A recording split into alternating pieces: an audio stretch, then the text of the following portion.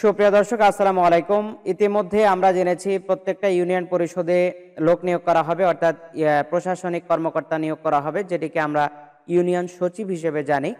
তো আমরা ইতিমধ্যে দেখেছি, আমরা আপনাদেরকে একটি জেলা প্রকাশ করেছি, কিন্তু ইতিমধ্যে আমরা দেখতে পেয়েছি আমাদের হাতে অনেকগুলো জেলার নোটিশ চলে আসছে। আমরা আপনাদেরকে এখন এই মুহূর্তে আপনাদের কাছে যতগুলো জেলার নোটিশ রয়েছে প্রশাসনিক কর্মকর্তা অর্থাৎ ডিসি অফিসের অধীনে কি কি চাকরির আবেদন রয়েছে সেটি কিন্তু আপনাদেরকে জানিয়ে দেব।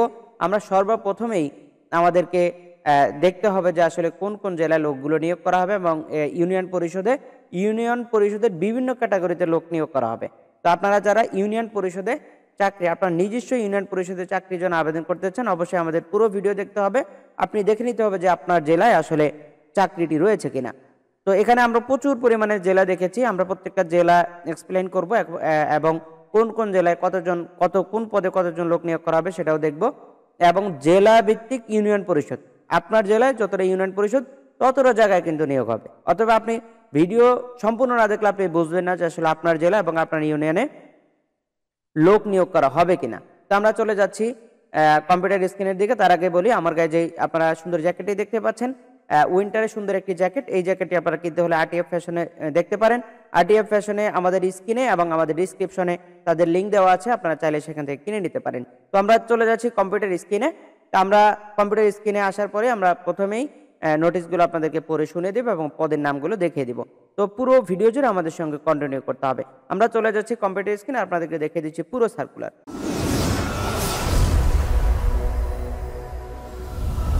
তো দর্শক, আমরা চলে এলাম সার্কুলারে। এখানে আমরা দেখতে পাচ্ছি প্রথমে রয়েছে স্থানীয় সরকারের কার্যালয় ভোলা জেলা। এখানে প্রশাসনিক কর্মকর্তা হচ্ছে 13টি পদে লোক নিয়োগ করা হবে। তো আমরা আর বিস্তারিত দেখবো না, বিস্তারিত আমাদের অন্যান্য ভিডিওতে, সার্কুলার ভিডিওতে থাকবে, আপনারা সেখান থেকে দেখে নেবেন। এখানে হচ্ছে আমরা দেখতে পাচ্ছি রাঙ্গামাটি পার্বত্য জেলা, এটা হচ্ছে নেজারত শাখা। পদের নাম ও বেতন স্কেল। তো জাতীয় বেতন স্কেল অনুযায়ী পদের নাম, সরাসরি নিয়োগ, সর্বোচ্চ বয়সীমা এখানে দেওয়া আছে।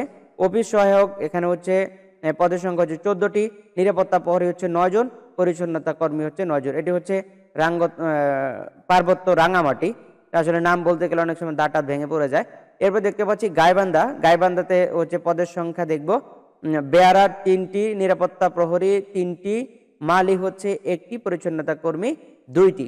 তো এটি হচ্ছে আমরা দেখেছি। আপনারা যারা আবেদন করবেন আপনারা কিন্তু আমাদের পুরো সার্কুলারটি দেখতে পারেন এবং আপনাদের জন্য ইন্ডিভিজুয়াল কোনো তথ্যের প্রয়োজন হয় আপনারা বললে, কমেন্ট সেকশনে বললে অথবা আমাদের স্ক্রিনে হোয়াটসঅ্যাপ নম্বরে আপনারা যোগাযোগ করলে আমরা আপনাদেরকে তথ্যগুলো জানিয়ে দেব এবং বিস্তারিত জানিয়ে দেব এবং আবেদন করার সিস্টেমটিও আপনারা জানতে পারবেন, সেখান থেকে আমরা শিখিয়ে দেব। তো এখানে দেখতে পাচ্ছি আমরা মেহেরপুর। তো মেহেরপুরে রয়েছে হিসাব সহকারী রয়েছে, পদের সংখ্যা হচ্ছে 1টি। তারপর হচ্ছে কপিস্ট, এখানে রয়েছে 2টি। সার্টিফিকেট সহকারী হচ্ছে 2টি। তারপর হচ্ছে বেঞ্চ সহকারী হচ্ছে 2টি। তো এখানে আপনারা আবেদন করতে পারেন। তারপর হচ্ছে আমরা দেখতে পাচ্ছি রাঙ্গামাটি পার্বত্য জেলা